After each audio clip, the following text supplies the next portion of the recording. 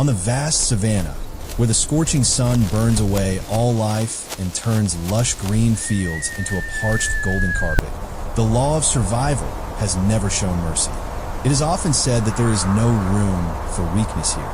You are either the hunter or the prey. That is the golden law, cruel, ancient, and unbreakable. Keto, a lion cub at the age of learning to assert his authority, accidentally strayed from his pride after a morning spent chasing butterflies and following his youthful curiosity. As the harshest rays of the sun began to pour down, Keto stopped by a shallow puddle near a long dried stream. There, he saw a small figure trembling. It was Luna, a small gazelle with pure white spots on her back, lost and facing imminent death. Luna was too weak to run. Her spindly legs collapsed onto the cracked earth. Instinctively, Keto lowered his center of gravity, his amber eyes narrowing as he prepared for a pounce. But the moment their eyes met, a miracle happened. Keto did not see food. He saw a loneliness identical to his own. Luna did not see death. She saw an anchor. Keto approached, not with fangs, but with a clumsy, gentle nudge of his nose against Luna's ear. A greeting of peace between two natural enemies. In silence, a bridge of empathy was built, overturning the millennial rules of this land. During the first few hours after that strange encounter, the savanna seemed to hold its breath to witness an unprecedented event. Keto and Luna, two entities from opposite poles, took their first steps in a relationship that had no name. For Keto, Luna and Apos, his presence brought a completely new feeling. Previously, his world revolved around learning how to hunt, how to use his claws, and how to become a proud leader. But beside Luna, Keto felt a gentleness he had never known. They spent an entire afternoon hiding under the lone shade of an ancient baobab tree. Keto began to show concern in the clumsy way of a species that usually knows only violence. He brought back bleached bones or dry branches, placing them in front of Luna, as if inviting his friend to play. Luna was initially trembling. Every time Keto moved suddenly, the small gazelle would shrink back. But gradually, the lion cub's patience and gentle gaze dissolved her fear. Luna began to nuzzle into Keto's mane, seeking the warmth and protection she had lost when she was separated from her mother. Keto realized that protecting a life brought much greater joy than taking it. He watched over Luna while she slept, his ears constantly twitching to listen for strange sounds from the bushes. When a vulture circled in the sky, Keto immediately stood up, emitting a small but authoritative growl to drive away the onlooker. It was not the roar of a hunter guarding its prey, but the roar of an older brother protecting a younger sibling. Their friendship needed no language. It was built through nose nudges, the way Luna trustingly followed Keto's footsteps on the hot sand, and how Keto slowed down to wait for his friend's tiny legs. To an observer, this was a moment where the connection of souls transcended species prejudice. Keto felt Luna's breath, the fragile yet vibrant life of his new friend, and he promised himself he would let nothing harm her. The warmth spreading between two small souls in the heart of the arid savanna is a testament that compassion is not something learned. It is always there, just waiting for a reason to sprout. Keto felt himself grow, not in stature, but in responsibility. He was no longer just a wandering cub. He was a protector. But Keto, in his youthful innocence, could not have foreseen that the real challenge would not come from eagles or the burning sun, but from his own family, from those of his kind who viewed gazelles as nothing more than a menu item. Under the harsh midday sun of the savanna, as heat waves rose from the dry ground and distorted the air, Keto began the journey to bring Luna toward the pride and Apos as territory. In the pure innocence of a child, Keto believed that if he could see the beauty and kindness in Luna and Apos, eyes, his family would do the same. He did not know that, under this bright sun, the only truth recognized by his pride was survival.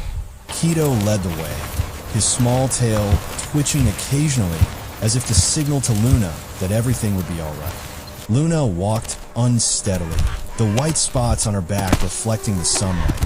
making her dangerously conspicuous in the land of predators. As the silhouette of the familiar rock cave appeared, Keto excitedly let out a small call for his mother. But the response was not the usual affection. It was a deathly silence.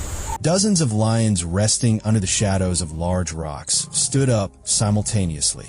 The daylight revealed the toned muscles and razor-sharp claws of the lionesses. They stared at the strange object approaching. Amazement quickly turned into hunger. In their eyes, Luna was not a living being, but a coincidental lunch brought by the clumsiness of a pride member. Low, guttural growls began to resonate, vibrating through the hot air. The lionesses began to fan out, forming a hunting formation by natural instinct. They did not understand why Keto was walking beside the prey, but the hunger of the dry season allowed no hesitation. A lead lioness stepped forward, her fangs slightly bared beneath thin lips. The tension escalated to the point where one could hear Luna and Appo's frantic heartbeat. The small gazelle completely collapsed under the pressure, huddling right at Keto and Appo's feet, her dark eyes filled with despair as she faced death in the open daylight. Keto stood there, between the scorching sun and the murderous glares of his kind. He felt a cold chill run down his spine as he realized his pride was looking at his friend as mere merchandise. Keto's innocence vanished the moment he saw his own mother approaching with a cold gaze. Keto's world was now left with two choices: step back and become a true lion in the way of the pride, or stand up to protect what he believed was right.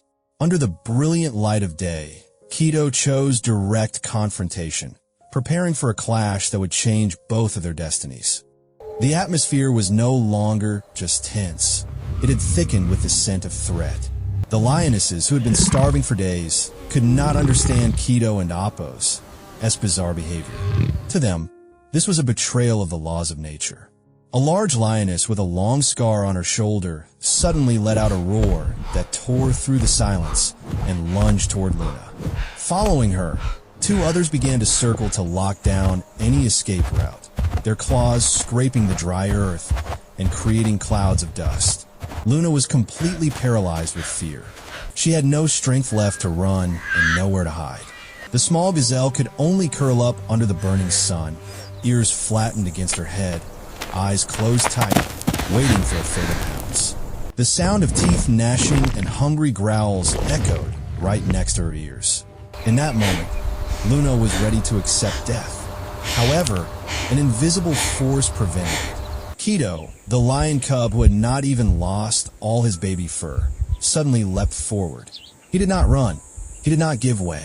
Keto used his entire small body to completely shield Luna. He bared his teeth, his amber eyes streaked with the red of fierce determination. When a lioness attempted to lunge and snatch Luna, Keto did not hesitate to strike back with a roar not yet powerful enough to shake the savannah, but enough to make the adult lions freeze in astonishment.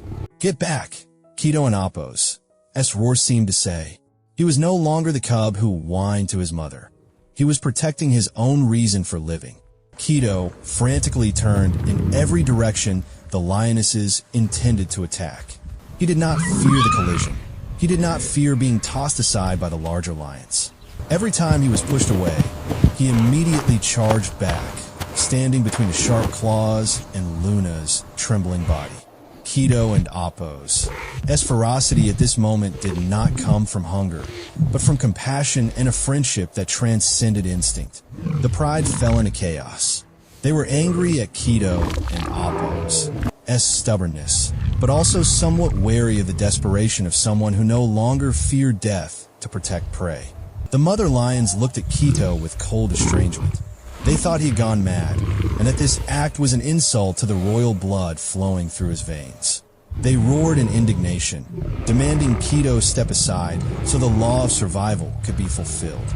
Just as the conflict was about to explode into a bloody battle within the pride, a giant shadow began to loom over everyone.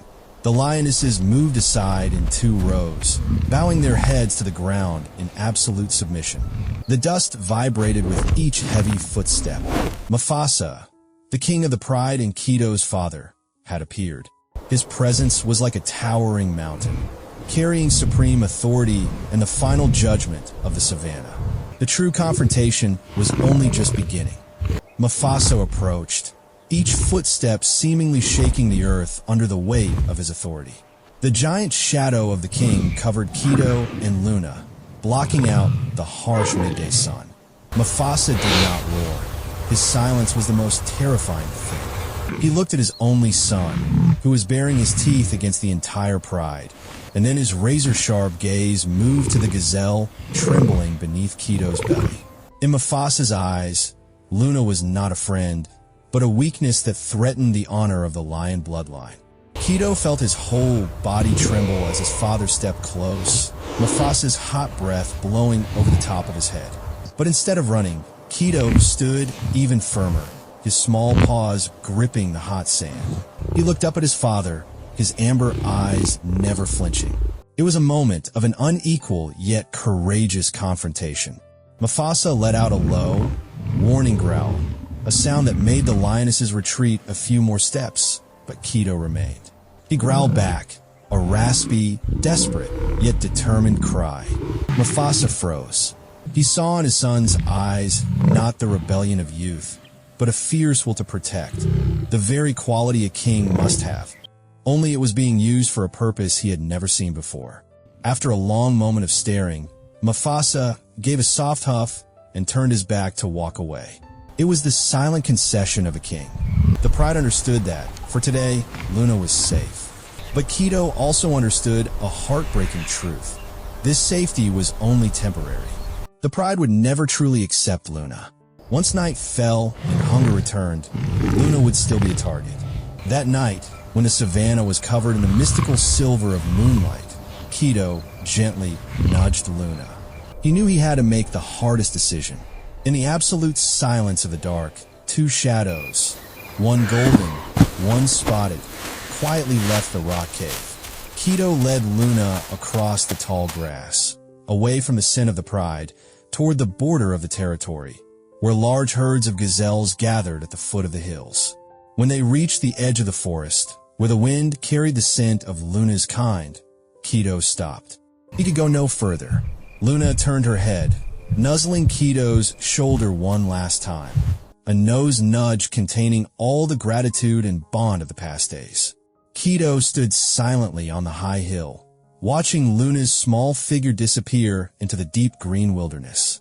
He realized that love is not about keeping someone for yourself in a narrow cage of danger, but knowing when to let go so the one you love can live according to their true nature. Luna returned to freedom, and Keto returned to the pride, carrying a heart that had truly matured. The story of Keto and Luna is proof that kindness can sprout in the most arid places. Sometimes, the bravest thing is not when we defeat an enemy, but when we dare to protect what we believe in before those we love most. If you believe that compassion can change the world, please like this video and share it to spread the message of friendship without borders. Leave a comment. Kindness is strength if you were moved by Keto and Appo's journey. Thank you for listening, and always keep a brave heart like this little lion